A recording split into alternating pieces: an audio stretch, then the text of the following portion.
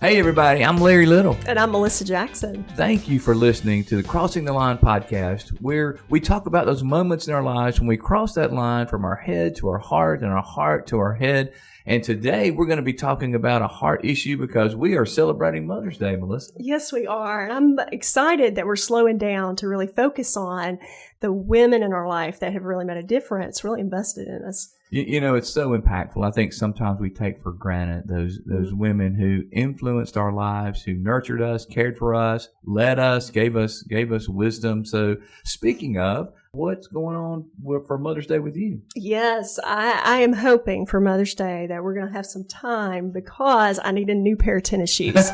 So my goal is that I can have some time with my family and maybe get a pair of tennis shoes. Well, I hope you get those tennis shoes, Melissa. You have a beautiful daughter who turns 12. She just is turning 12. Turning 12. And I know her and I know Ellie well. I think she's going to take care of you. You know what? That little lion will do something, and we'll see what it is. I'm hoping for a homemade card. I'm hoping for a pair of tennis shoes. So we'll see what happens. There it is. You know, you got me thinking because moms are so important. Women who played that role are so important. Yes, they are. But the truth is, for some of us, it can be a difficult season as well. If we've lost a mom recently or even in the past, that brings back those memories of love, and it can be hard. But generally, as we celebrate the love that these women have given, and you know, in fact, they're the cornerstone, the real fiber, I think, of who we are as a society. And I think it's right to stop and honor them. I think it's right to say, you know, we love you and appreciate what you've done because you had to get to where we were to raise us. So many times they had to sacrifice, and you know what it's like. You're a working mom. You know the sacrifices that it takes to hold that family together. And as a glue of your home, it takes a lot of energy, doesn't it? You know what? It does. It really does. And it teaches us so much. It teaches us about discipline, about sacrifice, about humility. You know, raises our heart and fills us with joy. And so there's such an up and a down and a roller coaster to it, but it's a ride. It's quite a ride and such a blessing. Well, you got me thinking, Melissa, and you know, I think we ought to do more appreciating than what we do.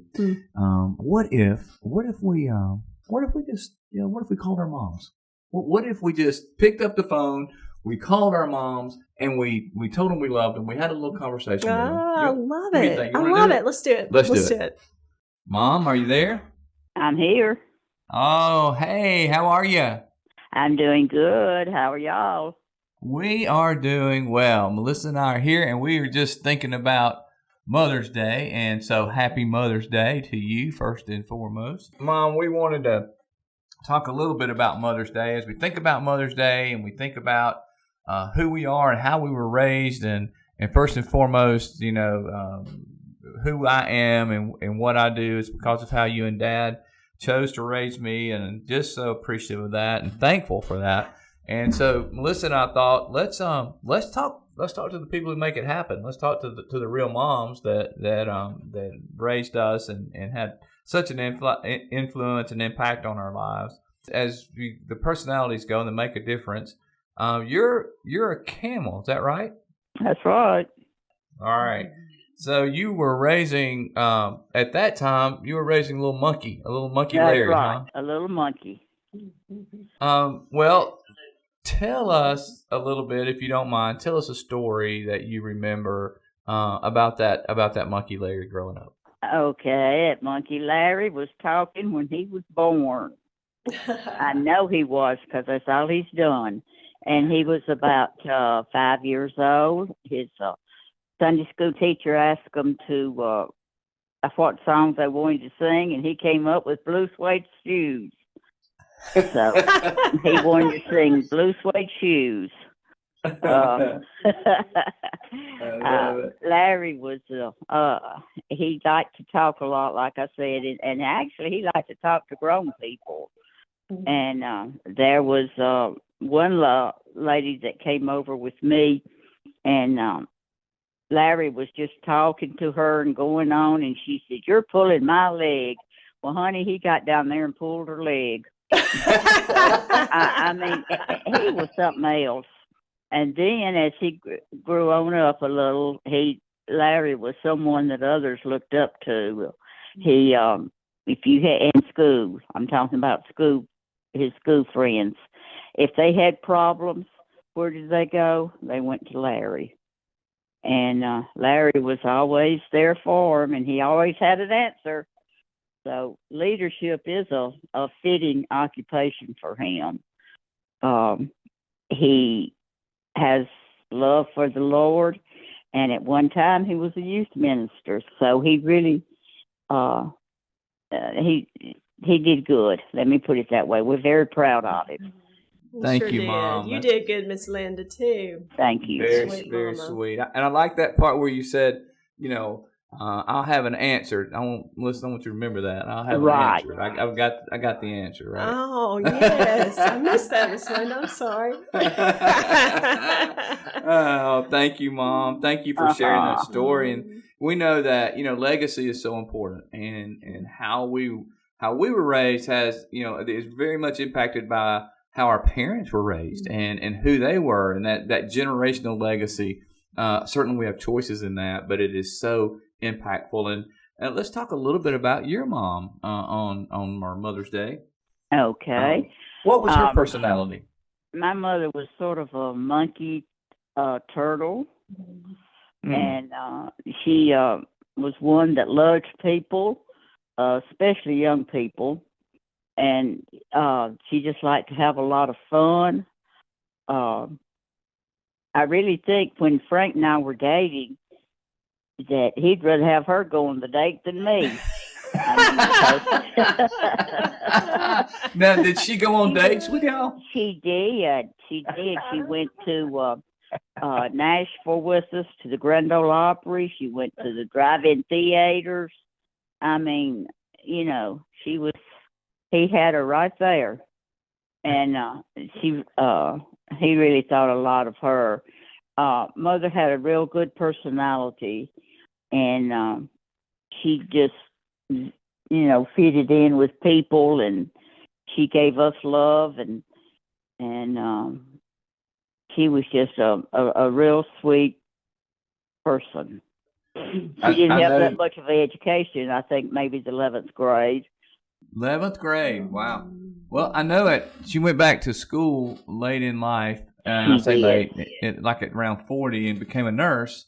Right. And she had a reputation, created her own legacy there at the hospital in Decatur General, didn't she? She did, and she loved her job, and the people there seemed to love her, and even the patients, when they would get out, if we would see them or anything, they would ask us about her. And I'll tell you one little funny thing about her. Frank worked at the hospital also, and he would pick her up in the mornings to go to work. And on the way one morning, his car stopped. Something dropped out from underneath. And so they had to walk the rest of the way to work. And when she got there, she told the nurses and all of them in there that their cadiddle hopper dropped out. Cadiddle hopper. They had to walk. Yeah, their cadiddle hopper dropped out, and they had to walk to work. So. I love it. Well, Mom, if you had to think about your mom, my grandmother, Mamaw, what do you miss about her? What's something you miss about Mamaw? I miss her laughter. I mean, she was always laughing and always doing something, and the love that she had for her children. I miss that. Well, if you could go back and say one thing to her, what would it be? I love you, and I miss you very much. Oh, that's beautiful. Thank you. Mm-hmm. Well, thank you, Mom, for sharing with us and getting on here and helping us to create this podcast and to try to help others in their relationships. And we're talking about relationships with our mom, and I thank you for letting me put you on the hot seat, because I know that's not what you prefer, but you were willing to do it for your baby boy, and I appreciate it very much. Right. All right. Well, I'm going to let you get back to your day, and I love you, and we celebrate you and celebrate Mother's Day, and look forward to we'll be together soon. Thank you, son. I love you too. All right. Thank you, Miss Linda. Bye. Bye-bye. So Larry, Miss Linda did a great job. She did a Did great she do a good job? I'm I so learned proud of some her. things about you Yeah. talking from you were a baby. I can see that. I can just envision that. Well, little Larry has it's not exactly who Big Larry is, but similar. There are a lot of things that are the same, and this was hard for Mom because she's a camel. So she was, when I asked her, hey, on the phone, you heard her. She said, I'll do it because I love you. That's what moms do. Yes, that's right? very They true. they sacrifice and do things that they're uncomfortable with many times. They give of themselves for their children, and Mom is a great example of that. Yes, she is. So what do you think? You ready to call your mom? Let's do it. Let's go. Good morning, Mom. Hey, how are you doing this morning? I'm good. How are you? I'm good. Good. Thank you for being with us this morning on this podcast. We're going to ask you some questions and talk to you as a mom because we're celebrating Mother's Day. How fun. Okay, good. Well, we love to talk about personalities and love to find out about personalities. And so, Mom, think about your personality and you being a mom and being a mom of 4. You have 4 children, 3 boys and 1 girl. What would you say your personality has been, Mom? It changes with the situation, I think. But I think with the kids growing up, I was probably a turtle lion and then maybe monkey. I think so. A turtle, sweet mom to a big family, a sweet turtle, and a monkey too. I think you had a lot of monkey in you. Enjoyed just connecting with your kids and being with your kids. And so I want you to think about a story. A story of me and you, Mom. A story of maybe me growing up. A story. Think about that for just a moment. And what kind of memories? What's a story you have? Well, when you were about the end of the 3rd grade, you would be miserable, nothing to do because the boys had each other to play with. And I would let you get in the station wagon and drive the station around in the pine grove. You sure did. Oh, wow. Our green station wagon, that big car Yeah, that you we had. You reached over the steering wheel. You could hardly see over the steering wheel. But you would let me drive. Yes. My, how times have changed. Yes, but I trusted each one of my children, and I was very naive. She I was a sweet believed turtle. if I told you something, you were going to do it because I was raised in such a way that whatever Mother said, you did. That's right. So, I said I would drive the car, and that's what I did. That's what you did. I love it. I guess I could reach the pedals, the gas, maybe the brake for sure. I hope I could reach the brake. Well, was it a station wagon? It was a station wagon. Yes, and you always went very, very slow. So if you had hit one of the pecan trees, it wouldn't even have hurt the car. Probably not.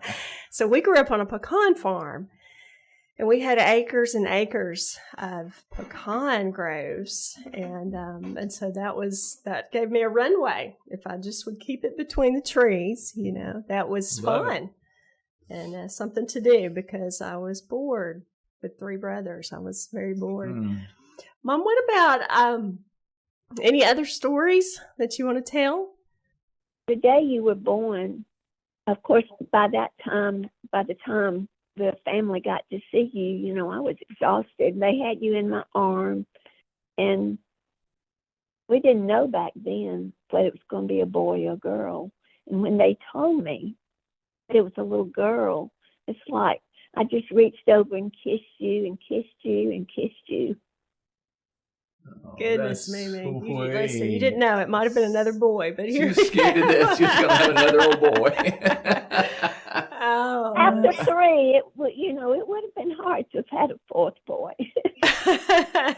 Mom, You had a I football have a team. question. Are you responsible, Mom, for spoiling this precious little this youngest child who's a daughter? Are you responsible for spoiling her? Hmm. I'm sure I am. I've always she never needed a spanking until she was a teenager, and then it was too late. And we don't have to tell all that, Mom. Here we can. She's gone to meddling now. We got to get on the roll. Let's ask a different question. I'd like to hear a little bit more about that teenage trouble. Oh my goodness! Woo, isn't it hard for all of us? So, so let's so good. tell me about Nanny. So Nanny was your mom. What we called her Nanny. So Nanny had 4 girls.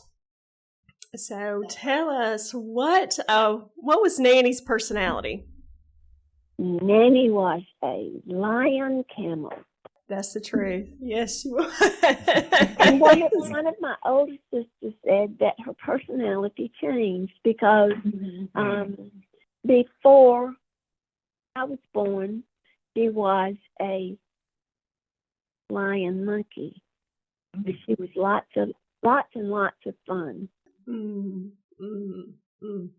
Something. Hey, life will do that to you. Life will do that to you. Mimi, she had 4 girls at that time. Can you imagine 4 girls? My mother sewed for all of us. She had a big vegetable garden. She froze vegetables. She canned vegetables. She kept a very pretty yard. She had a green thumb. I don't know how she did all she did. She was a lion. Yes, she was a remarkable woman. Yes, she was. sounds like She was a mess. She would say exactly what was on her mind. Is that right? And yes, And keep She you in would always stitches say- and afraid. She would always say what you mean and mean what you say. That's good. That sounds like Nanny. That Mhm. sounds like Nanny. So, Mimi, what do you miss? What do you miss about Nanny? What would you say? I miss her wisdom. I miss being able to ask her, Mom, what would you do about that? And I also miss her godly wisdom as well, not just her worldly wisdom, but her godly wisdom. It's very sweet. Very, very sweet. My mom and my dad both were dedicated to the Lord, and we were raised that way. So I have a wonderful heritage. Sweet, sweet, sweet.